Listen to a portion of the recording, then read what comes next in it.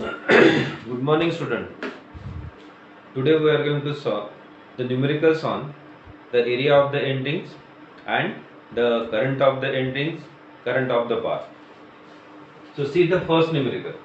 11 kilowatt, 3 phase, 6 pole, 50 hertz, 220 volt, star connected induction motor has 54 slots, each containing 9 conductors. Means what is given? The number of conductors per slots are given equals to 9. Calculate the values of the bar and the entering currents. Our aim is to calculate the bar current as well as the entering current. Then the number of rotor bars. The number of rotor bars equals to 64. The machine has an efficiency of 0.86 and the power factor of 0.85. Then one condition is given: the rotor MMF may be assumed as 85% of the stator MMF. Rotor MMF may be assumed as 85% of the stator MMF. Also find bar and entering sections if the current density is 5 ampere per millimeter square. Also find bar and entering sections. Means what? Our aim is to calculate the area of the each bar and area of each ring or the end rings if the current density is 5 ampere per millimeter square. Now see, what is our first aim? First aim is to collect the given data. So 11 kilowatt is nothing but the rating, that is the output. Then number of poles equals to 6. Then the 3-phase induction motor is 3 phase. F equals to 50 hertz. VL equals to 220 volt. Line voltage is given equals to 220 volt. Then star connected means what? IL equals to I phase and VL equals to root 3 V phase. Number of slots equals to 54. Conductor per slot equals to 9. Our aim is to calculate the bar current IB, then entering current, that is IE, then area of each bar, that is AB, then area of each entering, that is the AE. So after collecting the given data, we have the rotor bars 64, efficiency equals to 0.86, cos phi equals to 0.85 and rotor MMF equals to 85% of the stator MMF. Then we have to calculate the stator current. Stator current is nothing but the input current and kilowatt is nothing but the output. Whatever the rating of the 3-phase induction motor is the output. So output upon efficiency is nothing but the input power. So input power divided by root 3 VL into cos phi, or input power equals to root 3 VL into IS into cos phi. From that you will get the IS equals to input power divided by root 3 VL cos phi. So we have the output power equals to 11 into 10 to the power 3, that is given. Efficiency, that is 0.86, root 3 is the constant, VL equals to 220, cos phi equals to 0.85. In this way, you will get the input current or the stator current equals to 40 ampere. Then our next aim is to calculate the stator conductors. Stator conductors equals to conductors per slot multiplied by number of slots. Number of slots equals to 54. 54 multiplied by 9 equals to 486. Then our next aim is to calculate the stator turns per phase. So number of phases equals to 3 and the conductor divided by 2 is nothing but the turn. That's why 486 divided by 3 into 2, that will be the stator turns per phase, which is equals to 18. Then stator MMF. Stator MMF means stator magnetomotive force. That is 3 multiplied by stator current multiplied by number of turns per phase of the stator. So 3 into 40 into 81, that is 9720 ampere is nothing but the ampere turns is nothing but the stator MMF. So one condition is given. What is the condition? Rotor MMF may be assumed as 85% of the stator MMF. So how will you get the rotor MMF?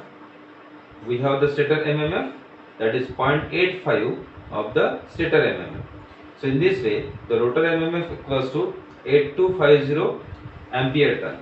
8250 ampere turn. But the rotor MMF also given by SR multiplied by IB divided by 2. So SR is nothing but the total number of rotor bars. Rotor bars are given, that is 64.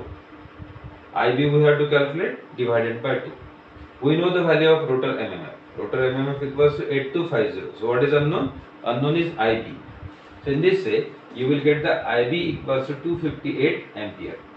Then calculate the end ring current. End ring current, we have the equation, that is the rotor bars multiplied by rotor bar current divided by pi into P, where P equals to number of poles. So 64 multiplied by 258 divided by pi into 6 equals to 875.98 will be the end ring current. So what is our next step? Next step is to calculate the area of each bar. So how will you calculate the area of each bar? So we have the total value of current of bar current, that is the 258. Just we have evaluated 258. So 258, that is the bar current divided by current density. Current density is given, that is the 5 ampere per millimeter square. So current divided by the current density, that will be the area of each bar equals to 51.6 millimeter square.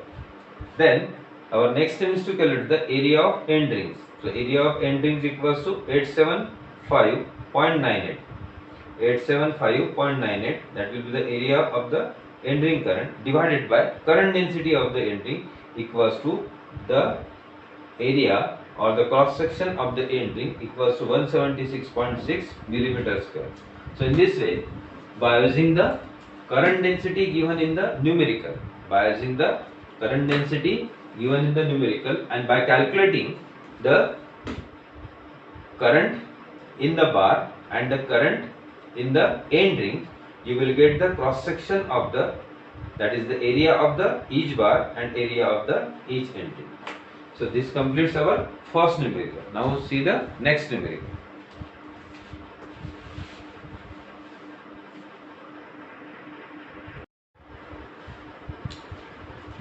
See the second numerical.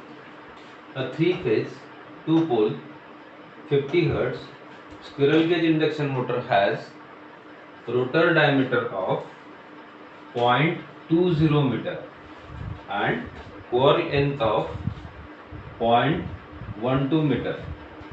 The peak density in the air gap is 0.55 Weber per meter square. Rotor has 33 bars, each of resistance 125 micro ohm and leakage inductance of 2 micro Henry. The slip is 6%. Calculate the peak value of the current in each bar.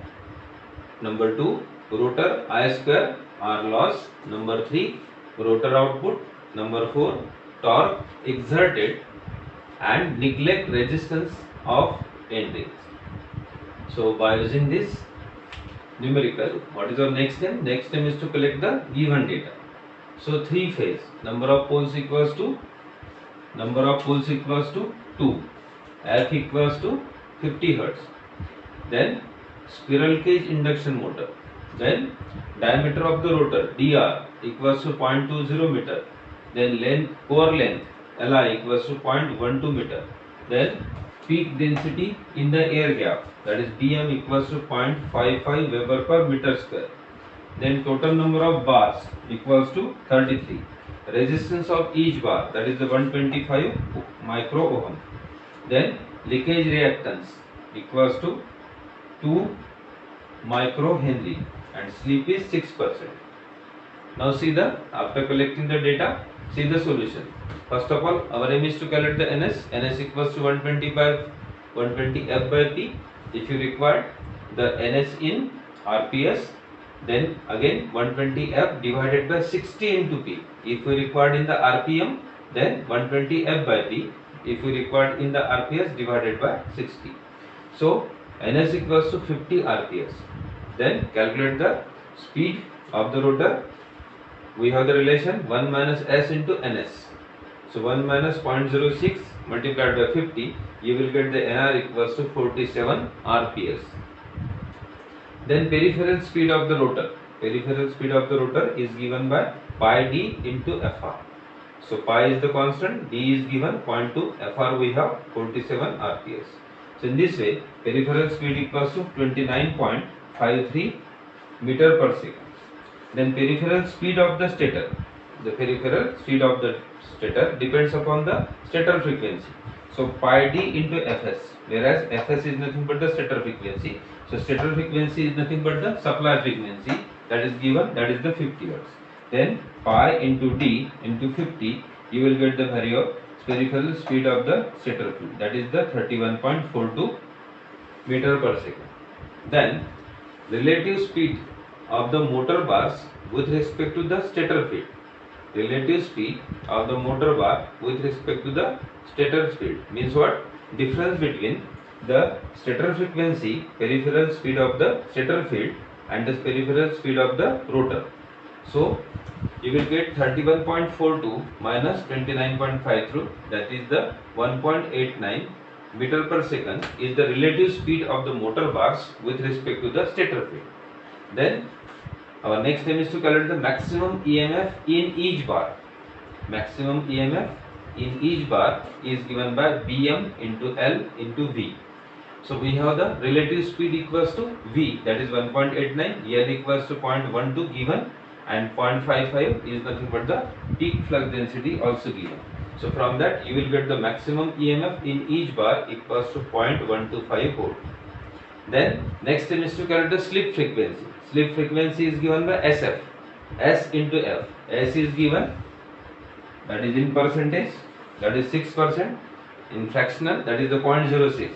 So 0.06 multiplied by 50 equals to 3 Hz, that will be the slip frequency. So our next step is to calculate the reactance of each bar. So reactance of each bar equals to 2 pi into SF into L, where SF is nothing but the slip frequency. So reactance of each bar equals to 2 into pi into 3, that is the SF, then 0.2 microhenry, that will be the value of L. So in this way you will get the reactance of each bar equals to 37.7 microhenry. What is the next thing? Next thing is to calculate the impedance of each bar. So impedance of each bar equals to RB square plus XB square equals to 130.6, where RB is nothing but the resistance of the bar, XB is nothing but the reactance of the bar. So by using this, what is our next step? Next step is to calculate the peak value of current in each bar. Peak value of current in each bar. Second, rotor I square R loss. Second, rotor I square R loss. Third, rotor output. Then fourth one is nothing but the torque exerted. Neglect the resistance of NT. So while before calculating these four values, what is our first aim? First aim is to calculate the NS. Second is NR. Then peripheral speed of the rotor, peripheral speed of the stator field. Then calculate the relative speed. After calculating the relative speed, you will get the maximum EMF in each bar. Then calculate the slip frequency. Then calculate the reactance of each bar. Then calculate the impedance of each bar. So after calculating all these parameters, then you can calculate the peak value of current in each bar, rotor I square R loss, rotor output, torque exerted. Now see these four quantities, how these four quantities can be evaluated by using these calculations.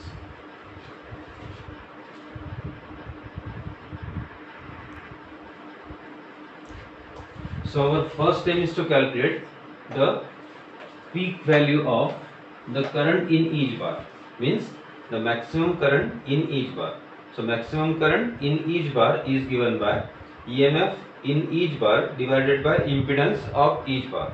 So we have the EMF in each bar equals to 0.125, and the impedance of each bar equals to 130.6 micro ohm. So in this way you will get the maximum current in each bar equals to 957.1 ampere. Then we require the RMS value of current in each bar. So whatever the maximum value we are getting, if you divide by root 2, you will get the RMS value of current in each bar, which is equals to 678.8 ampere. Then our second requirement is that rotor I square R loss. So rotor I square R loss is given by SR, that is the number of rotor bars, multiplied by IB square, that is the rotor bar current square, into RB, that is the rotor bar resistance. So 33 multiplied by 678.8, its square, that will be the RMS value of current in each bar, multiplied by resistance of the bar, that is the 125 micro ohm. So in this way you will get the rotor I square R loss equals to 1890 watt. So after second, our third requirement is that rotor output.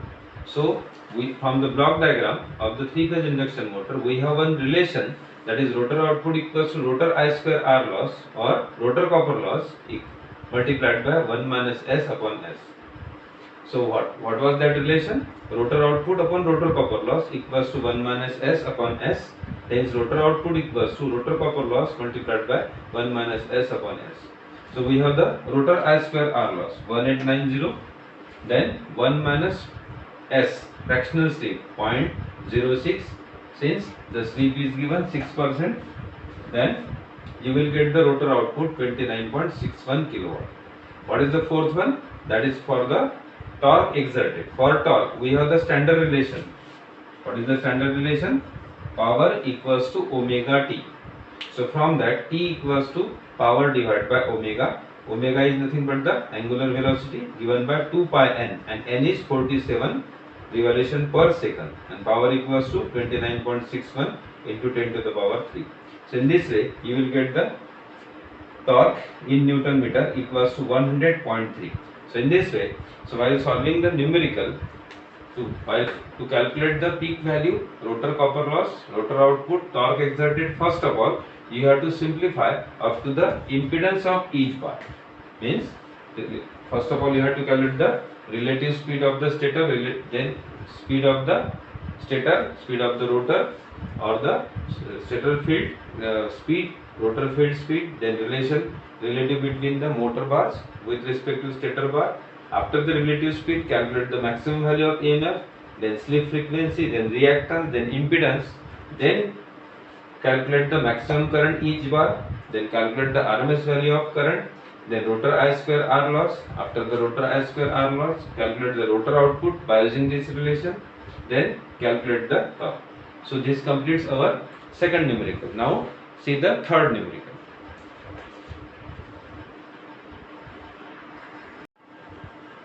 Now see the third numerical on the rotor bar as well as the end ring current. Find current in the rotor bars. Find the current in the rotor bars and end rings of squirrel cage rotor of a 3-phase 6-pole induction motor having 72 stator slots with 15 conductors in each slot. With 15 conductors in each slot.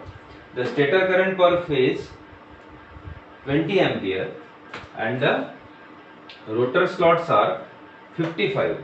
Stator current per phase 20 ampere and rotor slots are 55. Hence find the suitable size of cage bars. Find the suitable size of cage bars and the end rings. Take current density for rotor bars, and end rings, both are given, that is 5 ampere per millimeter square and 7 ampere per millimeter square. So what is our next step? Next step is to collect the given data. Find the current in the rotor bar, means our aim is to calculate the IB, and end rings means I squirrel cage rotor, that is the squirrel cage induction motor rotor, 3-phase, number of poles equals to 6, induction motor having 72 slots with 15 conductor per slot. Then the stator current per phase is 20 ampere, that is Is equals to 20 ampere. Rotor slots, that is SR, equals to 55. Under this condition, our aim is to find out the suitable size of cage bar. Suitable size of cage bar means area of the cage bar and the area of the end rings by using the current density 5 ampere per millimeter square and 7 ampere per millimeter square. Means what? What is given? Current density in the rotor bar, that is the del B equals to 5 ampere per millimeter square, and current density in the end ring, that is del E equals to 7 ampere per millimeter square. So by using this data, what is our next step? Next step is to calculate the suitable size of cage bars and the end rings. So first of all, calculate the stator conductors. Stator conductors equals to stator slots multiplied by conductor per slot. Conductor per slot. So stator conductors equals to stator slots multiplied by stator conductors per slot. Number of slots equals to 72. Conductor per slot equals to 15. So in this way, the stator conductors equals to 1080. Then what is our next step? Next step is to calculate the stator turns per phase. Stator turns per phase equals to total number of conductors divided by 3 for the 3 phases and divided by 2 to convert the number of conductors into the turns. So in this way, the stator turns per phase equals to 180. Then stator MMF. Stator MMF is given by 3 for the 3 phase stator current multiplied by stator turns per phase. So 3 into 20 into 180. Stator MMF equals to 10800. Then rotor MMF. Assume that the rotor MMF is 85% of the stator MMF. Rotor MMF is 85% of the stator MMF. Sometimes this condition is given or sometimes you have to assume. So in this numerical, it is not given the relation between the rotor MMF and stator MMF. That's why we have assumed the rotor MMF equals to 85% of the stator MMF. So in this way you will get the rotor MMF equals to 9180. So what is our next step? Next step is to use the second relation. Second relation of rotor MMF equals to SR into IB divided by 2. So rotor MMF equals to 9180. SR equals to 55. IB we have to calculate and 2 is the constant. So in this way, IB equals to 333.81 ampere. So after evaluating the bar current, what is our next step? Next step is to calculate the end ring current. So end ring current equals to SR into IB divided by pi into P, which is equals to 55 multiplied by IB equals to 333.81. Pi is the constant, P equals to number of poles. So in this way, the end ring current is equals to 974 ampere. So what is our next step? Next step is to calculate the area of the bar, or you can say that size of the cage bar. Size of the cage bar is given by the current of the bar divided by current density of the bar. Current of the bar equals to 333.81 ampere and the current density of the bar that is given, that is the 5 ampere per millimeter square. So in this way you will get the value of ampere divided by ampere per millimeter square. Ampere will be cancelled out. So you will get the area of the bar equals to 66.762 millimeter square. Then size of the end ring. Size of the end ring means area of the end ring, which is equals to IE divided by del E. So IE equals to 974 divided by del E. That is the current density of the end ring is given 7 ampere per millimeter square. So in this way, the size of the end rings or area of the end rings is equals to 139.14 millimeter square. So in this way, by assuming the condition rotor MMF equals to the 85% of the stator MMF, you can calculate the rotor MMF by using the two relation. Calculate the value of IB, then you will get the value of I. Then after getting the IB, then I, del B and del E are given. So from that you can calculate the value of AB and AE. Now see the last numerical on the rotor current, bar current as well as the end ring current.